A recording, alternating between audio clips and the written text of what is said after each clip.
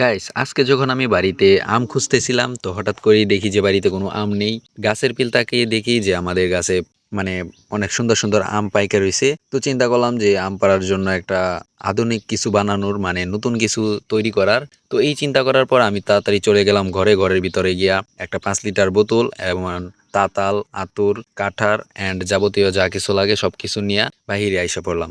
আইসা পইরা দেখেন আমি কি সুন্দর করে একটা বোতল লাগিয়ে নিলাম, মানে 5 লিটার একটা বোতল বাসার মধ্যে লাগিয়ে একটা আম পাড়ার জন্য ফাঁদ বানাইতেছিলাম। তো অলরেডি আমাদের অনেকটাই কাজ এগিয়ে গেছে, তো এখন শুধু বান্দার কাজটা রয়েছে। তো এটা বানানোর পর আমার কাছে অনেক মজা লাগছে, মানে ভালোও লাগছে। আমি নিজে যে তৈরি করছি এটা গর্ব হইতেছিল যে আমিও একটা সুন্দর একটা জিনিস বানাতে পারছি যেটা আমাদের কাজে লাগবে। তো এটা দিয়ে কিন্তু খুবই নর্মালি ভাবে আমরা কিন্তু আম পাড়তে পারবো। আরেকটা বিষয় যেটা আমরা গাছ থেকে আম পড়লে বা অন্য সিস্টেমে পারলে মাটিতে পড়লে চিটকে যায় বা নষ্ট হয়ে যায়, তো এটা দিয়ে পারলে কিন্তু একটা দাগও উঠবে না।